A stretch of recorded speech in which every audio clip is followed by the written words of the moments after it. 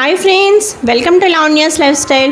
ఈరోజు వీడియోలో పసుపు గణపతి పూజ ఏ విధంగా చేసుకోవాలో మనం ఈరోజు ఈ వీడియోలో తెలుసుకుందామండి. శ్రావణ మాసంలో వచ్చి శ్రావణ మంగళగౌరి వ్రతం చేయాలన్నా, వరలక్ష్మి వ్రతం చేయాలన్నా, వినాయక చవితి రోజు మహాగణపతికి పూజ చేయాలన్నా సరే, ఎటువంటి పూజ చేయాలన్నా సరే ముందుగా పసుపు గణపతి పూజ చేయకుండా అసలు ఏది మొదలు పెట్టకూడదు. పసుపు గణపతి పూజ ప్రారంభ. ఇంటిలో ఈశాన్య మూలలో స్థలమును శుద్ధి చేసి అలికి బియ్యపు పిండితో కానీ రంగుల చూర్ణములతో కానీ ముగ్గులు పెట్టి దైవస్థాపన నిమిత్తమై ఒక పీటను వేయాలి.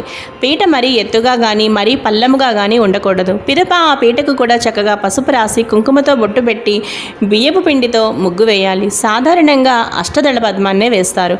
పూజ చేసేవారు తూర్పు ముఖంగా కూర్చోవాలి. ఏ దైవాన్ని పూజించబోతున్నారో ఆ దైవం యొక్క ప్రతిమను కానీ లేదా చిత్రపటమును కానీ ఆ పీటపై ఉంచాలి. ముందుగా పసుపుతో గణపతిని తయారు చేసి పసుపును సుమారు అంగుళం సైజులో త్రికోణ ఆకృతిలో ముద్దగా చేసి దానికి కుంకుమ బొట్టు పెట్టి పిదప ఒక పళ్ళెంలో కానీ లేదా ఒక తమలపాకు నుంచి అందు పసుపు గణపతి నుంచి అగరవత్తులు వెలిగించాలి.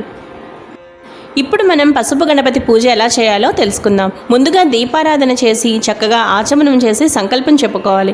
ఇదంతా కూడా నేను నిత్య పూజా విధానంలో చెప్పానండి. ఆ వీడియోని మిస్ అయిన వాళ్ళు ఈ వీడియో అండ్ స్క్రీన్లో తప్పకుండా నేను సంకల్పం ఆచమనం గురించి నేను డీటెయిల్గా చెప్పాను, అదొకసారి వాచ్ చేయండి. దాని తర్వాత లఘు పూజగా మనం చక్కగా పసుపు కుంకుమ గంధ అక్షతలతో అలాగే నానావిధ పరిమళ పత్ర పుష్ప గంధాక్షతలతో చక్కగా ఓం మహాగణాధిపతయే నమః అని చెప్పుకుంటూ పూజను ప్రారంభించాలి. చక్కగా ఆ విధంగా అన్నీ, ఒకవేళ మీకు మంత్రాలు రాకపోయినా సరే చక్కగా ఓం మహాగణాధిపతయే నమః అనే ఒక చిన్న మంత్రం చెప్పుకుంటూ మీరు చక్కగా గంధాక్షలతో పూజించుకుంటూ అలాగే పసుపు కుంకుమ వేసుకుంటూ వినాయక స్తోత్రం తప్పకుండా చదువుకోవాలి.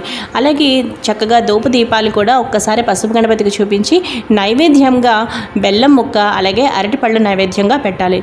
తర్వాత తాంబూలం పెట్టాలి. తాంబూలంలో చిల్లర డబ్బులు అలాగే 2 అరటిపళ్ళు ఒక వక్క తప్పనిసరిగా ఉంచి తాంబూలంగా సమర్పించి ఈ విధంగా పసుపు గణపతిని మనం చక్కగా పూజించాలన్నమాట. దాని తర్వాత మీరు ఏ వ్రతమైనా నోము అయినా పూజ అయినా సరే అప్పుడు ప్రారంభించాలి. చూసారు కదా ఫ్రెండ్స్, ఈ వీడియో మీకు బాగా నచ్చితే లైక్ చేయండి, షేర్ చేయండి.